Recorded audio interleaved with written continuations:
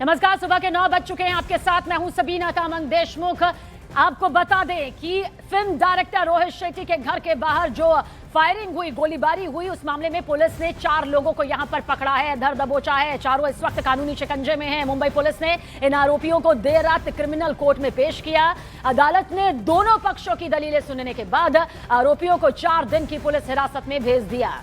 शनिवार की रात हमलावरों ने मुंबई के जुहू इलाके में 9 मंजिला इमारत की पहली मंजिल पर गोलीबारी की और कम से कम 5 राउंड गोलियां चलाई गईं, जिसमें एक गोली इमारत के अंदर मौजूद एक जिम के शीशे के सामने वाले हिस्से पर भी लगी। वारदात के बाद रोहित शेट्टी के घर की देखिए सुरक्षा यहां बढ़ा दी गई है।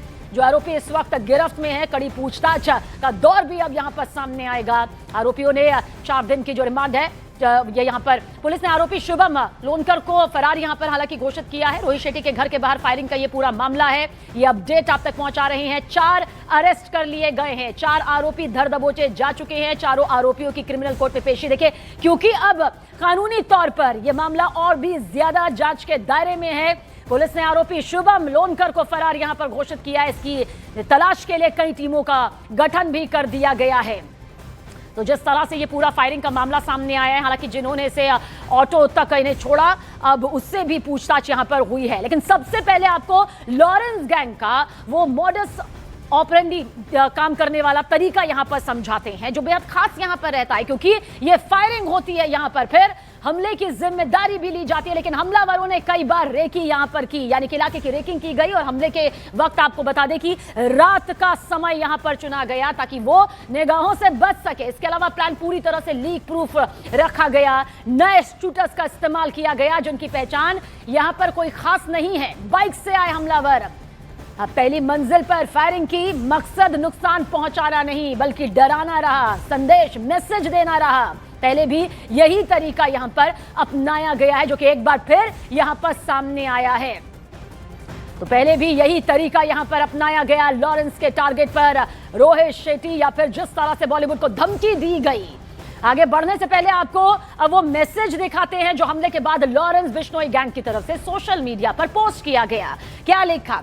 आज जो ये मुंबई में फिल्म डायरेक्टर रोहित शेट्टी के घर पर फायरिंग हुई है, उसकी जिम्मेदारी शुभम लोनकर, आरजू बिश्नोई, हैरी बॉक्सर, हरमन संधू लेते हैं। हमने इसको बहुत बार मैसेज लगाया कि हमारे काम में दखल ना दे, लेकिन इसको समझ में नहीं आया। इसको ये छोटा सा ट्रेलर दिया है। इसको अगर आगे फिर हमारी बात समझ नहीं आई तो हमारी बात नहीं मानी। अब घर के बाहर नहीं, अंदर इसके बेडरूम में गोली चलेगी। इसकी छाती पर और पूरे बॉलीवुड को चेतावनी है कि टाइम रहते सुधर जाओ, नहीं तो बहुत बुरा हाल होगा तुम्हारा। बाबा सिद्दीकी से भी बुरा हाल करेंगे तुम्हारा, ये भी कहा है। और हमने जिन जिन लोगों को फोन कर रखा है, या तो टाइम रहते लाइन पर आ जाओ, वरना छिपने के लिए जगह कम पड़ जाएगी तुम्हें। और जितने भी हमारे दुश्मन हैं, तैयार रहो, जल्द ही मुलाकात होगी तुमसे। Wait and watch. नोट एक ही था, एक ही है और एक ही रहेगा। लॉरेंस बिश्नोई ग्रुप, ये सोशल प्लेटफॉर्म पर बाकायदा पोस्ट किया गया है। ना सिर्फ जिम्मेदारी ली गई बल्कि पूरे बॉलीवुड को खुलेआम धमकी भी दी गई है। ये चेतावनी यहां पर सामने आई है। लॉरेंस गैंग के टारगेट पर देखिए किस तरह से बॉलीवुड इस वक्त नजर आ रहा है। रोहित शेट्टी को पूरी तरह से यहां पर धमकी दी गई है कि अगली बार बेड यानी कि अंदर बेडरूम में घुसेंगे और तब यहां पर इसे अंजाम देंगे। देखिए, मुंबई के जुहू में रोहित शेट्टी के घर के बाहर जो फायरिंग हुई है, उसे लेकर अब गैंगस्टर आरजू बिश्नोई का एक ऑडियो भी सामने आया, जिसमें वारदात की जिम्मेदारी लेने का दावा किया गया। ऑडियो में न सिर्फ फायरिंग की जिम्मेदारी की बात कही गई है, बल्कि रोहित शेट्टी और पूरे बॉलीवुड को खुली धमकी भी कुछ इस तरह से दी गई है। राम राम, जय बजरंगबली सभी भाइयों को। आज जो मुंबई में रोहित शेट्टी के घर पे फायरिंग हुई है, इसकी जिम्मेवारी मैं आरजू बिश्नोई, शुभम लोनकर, हैरी बॉक्सर, हरमन संधू लेते हैं। हमने इसको बहुत बार मैसेज लगाया कि हमारे काम में दखल ना दे, इसको समझ नहीं आया। इसको छोटा सा ट्रेलर दिखाया है। अगर आगे से किसी ने भी हमारी बात नहीं मानी तो घर के बाहर नहीं, घर के अंदर गोलियां चलेगी।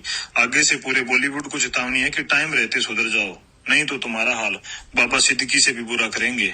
और जो भी हमारे दुश्मनों को सपोर्ट करते हैं उनको मिट्टी में मिला देंगे। जय बजरंगबली।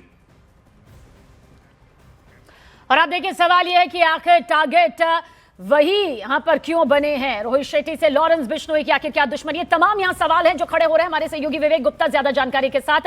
विवेक, क्या जानकारी मानी जाए? क्योंकि भले ही 4 गिरफ्त में है, लेकिन मामला वहीं पर आकर टिक जाता है, खुलेआम धमकी। बिल्कुल सीखा सबने। आपने देखिए सलमान खान के बाद जो घर पर फायरिंग हुई थी, उसके बाद बाबा सिद्दीकी की हत्याकांड हुई थी, उसके बाद लॉरेंस बिश्नोई गैंग लगातार कोशिश कर रहा है कि वो बॉलीवुड पर कब्जा कर सके, बॉलीवुड के लोगों को धमका सके। क्योंकि देखिए पूरे हिंदुस्तान में मुंबई एक ऐसा शहर है जहां पर बॉलीवुड है और पॉलिटिशियन के साथ साथ बड़े बड़े बिल्डर्स हैं। तो लॉरेंस बिश्नोई पूरी कोशिश कर रहा है कि इस शहर पर कब्जा पाया जा सके, ताकि वो एक्सटॉर्शन का बिजनेस है वो आगे बढ़ाया जा सके। लेकिन देखिए इसके सामने सबसे बड़ी चुनौती, लॉरेंस बिश्नोई गैंग के सामने सबसे बड़ी चुनौती है मुंबई पुलिस। कल रविवार को रात तकरीबन 1 से सवा 1 के बीच में जो मशहूर डायरेक्टर है रोहित शेट्टी, उनके घर पर 4 से 5 राउंड फायरिंग होती है। आरोपी भाग जाते हैं। लॉरेंस बिश्नोई गैंग को ऐसा लगता है कि उन्होंने ट्रेलर दे दिया है, अब वो पकड़ में नहीं आएंगे। लेकिन सभी ने इस बात को भी समझना बहुत इंपॉर्टेंट है कि महज 12 घंटे के अंदर मुंबई पुलिस ने, मुंबई क्राइम ब्रांच के अधिकारियों ने 4 जो आरोपी है उन्हें पुलिस से गिरफ्तार किया, पुलिस से गिरफ्तार करके यहाँ लाए। लेकिन सबसे चौंकाने वाली बात यह कि जो चारों आरोपी हैं बिल्कुल नए लड़के हैं, 18 से 20 साल के ये लड़के हैं, जिसमें से एक तो कॉलेज जाता है। तो आप अंदाजा लगाइए कि ये नए नए लड़के हैं जो सिर्फ गैंगस्टर बनने की राह पर चलते हैं। लेकिन पुलिस ने इनकी राह पर पूरी तरह से रोक दिया, चारों को गिरफ्तार किया गया पुलिस से। अब पुलिस का सबसे बाद में सबसे बड़ा चैलेंज आखिरकार इनका मोटिव क्या था। इससे पहले रोहित शेट्टी ने साफ तौर पर कह दिया कोई भी उन्हें धमकी नहीं मिली, ना ही कोई इनकी टीम को धमकी मिली, कोई धमकी वाला फोन भी नहीं आया था। लेकिन इसके बावजूद भी लॉरेंस बिश्नोई के लोगों ने उनके घर पर फायरिंग क्यों की? बिल्कुल विवेक, क्योंकि जो सवाल आप यहाँ पर खड़े कर रहे हैं, इन सवालों के साथ आपके पास में लौटेंगे।